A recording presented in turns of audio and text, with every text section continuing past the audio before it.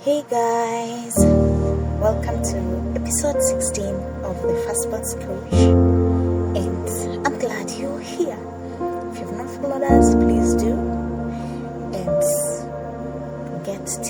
get notifications when we post, okay?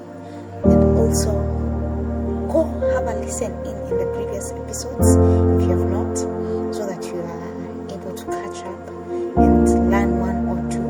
And also share your thoughts and your comments. And as we began in episode 15, we were talking about Noah. This man is a firstborn, and we have seen Noah being born with a prophecy over his head, over his life, that is supposed to bring relief. Then we see Noah finding favor in the eyes of God, being a righteous man, being obedient, being blameless, walking with God, being principled, listening to what the Lord is saying, going out of his way to accomplish what the Lord had the instructions God had given him. And the flood happens. Now when the flood happens, it is raining, everything is dead. They are floating on top of mountains.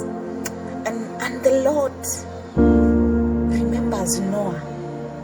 And when he remembers Noah, he causes the rain to stop. He blows a wind over, and the rain subsides. It starts going down, everything is dead, it is just water all over. And this is just in the book of Genesis. In Genesis 8, verse 1, it says, "But God remembered Noah and all the beasts and all the cattle that were with him in the earth. And God made a wind blow over the earth, and the waters subsided. The fountains of the deep and the windows of the heaven were closed, and the rain from the heavens were restrained, and the waters receded from the earth continually. At the end of 150 days, the waters had abated." So, after the rain had stopped, it took 150 more days for the level of the water to really go down. And finally, that is where we get to see Noah's Ark landing on top of Mount Ararat. And then, that is the waters abated. 40 more days again is when now Noah opens the window and sends the raven, sends the dove, and finally, there is dry ground, you see.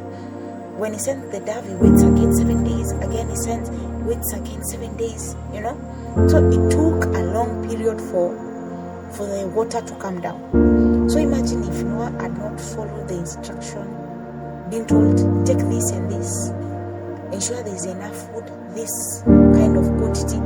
Because I'm sure for the Lord to be able to sustain him, he gave him when he was telling him to store food enough for all those animals. Imagine him and his family. In a world that was wicked, he still stood firm. When doing right seemed the wrong thing, but he still stood firm. And so today we see Noah gets out of the ark, and the first thing this man does is builds an altar for the Lord. Yes, all those times, finally it is dry. He gets out with his family. He takes a pair of each clean animal. Remember, he was told to take in 7 pairs. He takes one pair of each clean animal and builds an altar for the Lord before anything else. And the Lord, from his abode sleep, wow, what a lovely smell. And that altar, that sacrifice that Noah gave to the Lord, it made the Lord say and swear by himself that you will never again destroy the earth. And the Lord now makes a covenant, and not just anything, an everlasting covenant that you will never again destroy the earth and every living thing. No matter how wicked we get, He'll never destroy the whole earth. An everlasting covenant. Noah is the first one to get an everlasting covenant between him and God. Look at this man. And then, apart from that, the Lord says, I'll put a sign up, the rainbow, that whenever I see it, I remember I made a covenant with Noah, that I will never again destroy this earth and every living thing in it. Imagine, God even puts a reminder for Himself because of a sacrifice that a man has made. He has raised an altar for the Lord. Now, then, the beautiful thing now, when it is done, the Lord says the seasons will remain. And now God charges Noah, and guess the beauty in this? Noah is given the same instruction that Adam was given. Yes. Before the curse, Noah is given the same instruction. Listen to it in Genesis 9. And God blessed Noah and his sons and said to them, be fruitful, multiply, and fill the earth. The fear of you and the dread of you shall be upon every beast of the earth, and upon every bird of the air, and upon every living thing that creeps on the ground, and all the fish of the sea. Into your hand they are delivered. Every moving thing that lives shall be food for you. And as I gave you the green plants, I give you everything. Only you shall not eat flesh with its life, that is its blood. For your lifeblood, I will surely require a reckoning of every beast. I will require it and of man. And every man's brother, I require the life of a man. Imagine. Noah is given the same instruction. 1, be fruitful. 2, multiply. Fill the earth. Have dominion. And above all, I'm giving you everything you see in front of you. You can eat it. Even the green plants. Apart from the green plants I gave you, I'm adding these animals. You can eat them. Imagine, I'm giving it as food for you. And the only thing I require from you is do not take the blood of the animal. That is life. Blood is life. And if you do that, there's a reckoning. And then God seals the covenant. And Noah goes forth.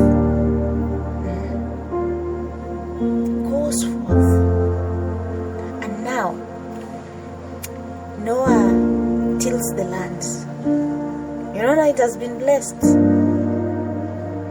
Noah is beginning afresh. The Lord has blessed him. He has said he'll never curse again the ground. He'll never curse again the earth. So he has lifted that curse. And now Noah tills the land. And the land, and he plants a vineyard. Yes, grapefruits. And he gets drunk.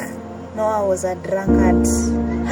He gets drunk until he's naked. And he sleeps in his tent. And now he has 3 sons.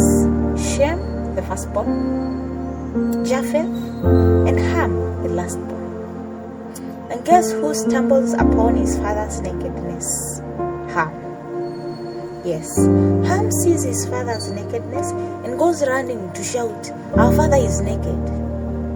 Our father is embarrassing himself. Our father, our father, our father. And guess what the 2 elder brothers do? They carry a garment and go facing backward so that they don't get to see the nakedness of their father and cover him. And when their father wakes up, he blesses the 2 and curses Ham. And Ham is the father of the Canaanites. Yes, Canaan. Yes, Ham is the father of the Canaanites. And Noah curses Ham and makes him a slave to his brothers, that is Shem and Japheth. And he blesses Shem. He blesses Shem. He says that the God who has blessed him should bless Shem also, his firstborn. And apart from that, he says, God, enlarge the tent of Japheth. Enlarge Japheth, my son. But let him live in the tents of his brother Shem. But his brother Ham be a slave.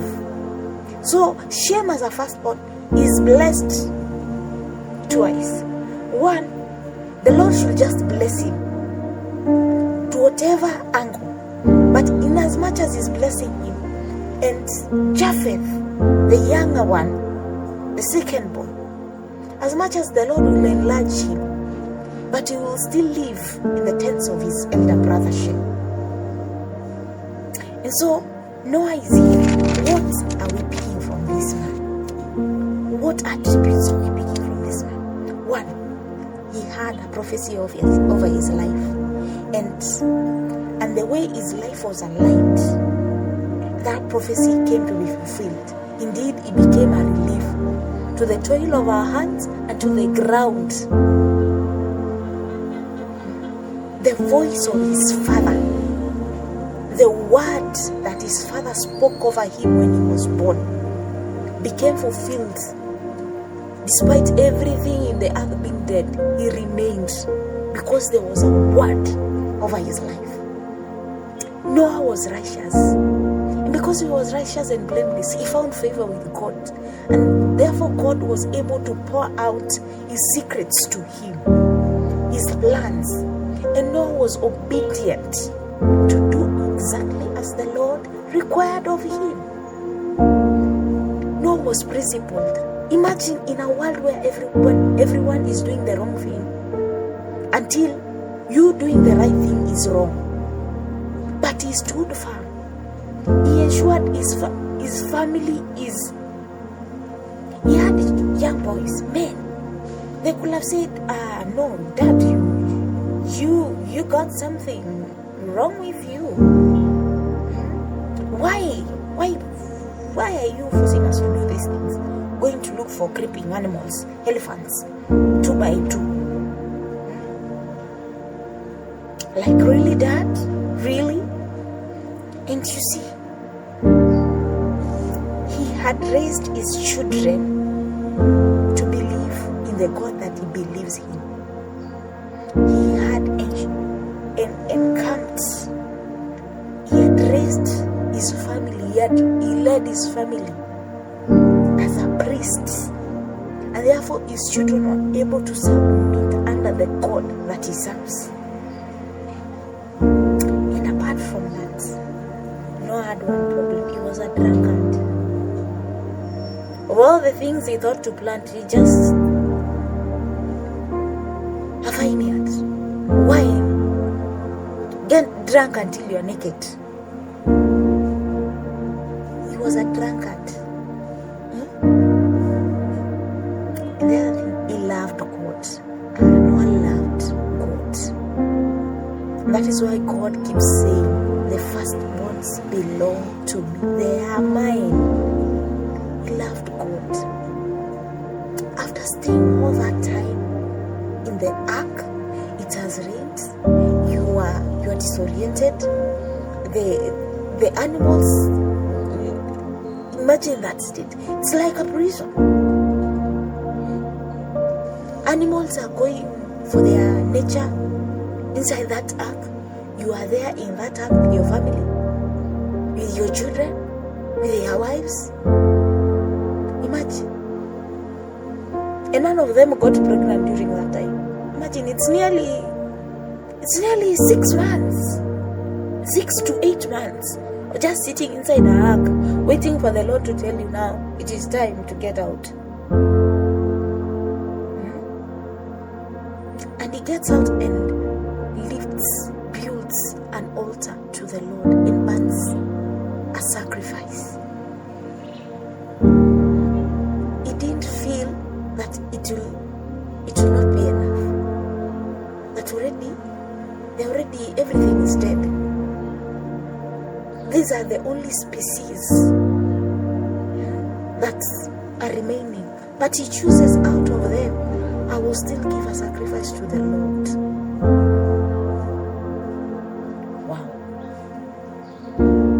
And then he received the same charge as Adam. So it was like the creation was beginning afresh. But this time with a man and his family. Wow. Wow. Wow. Wow.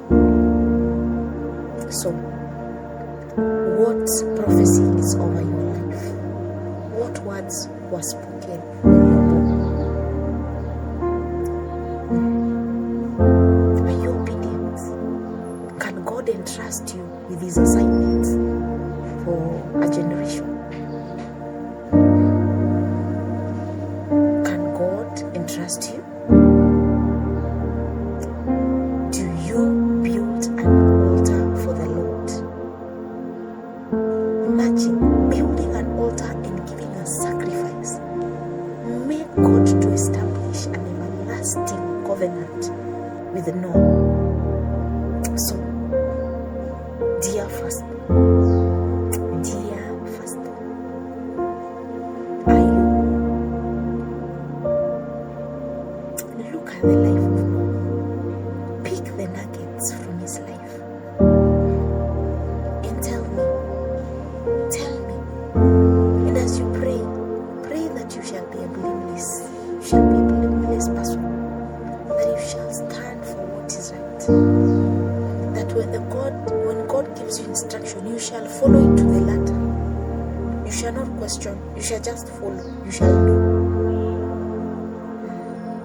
You shall trust God with all your heart, with all your mind, with all your soul, with everything, with your family, with your children. And you shall say like Joshua, for me and my house, I shall serve the Lord. Yes. So, dear firstborn, stand with the Lord. Stand with the Lord. Whatever word was spoken over your life, you will see it accomplished. If you have been sent as a relief, you will be a relief to your family, to your generation. So do not fret when it seems the word is not being fulfilled. The Lord is faithful and his ways are not our ways. Bye bye. I hope you'll be blessed. See you on the next.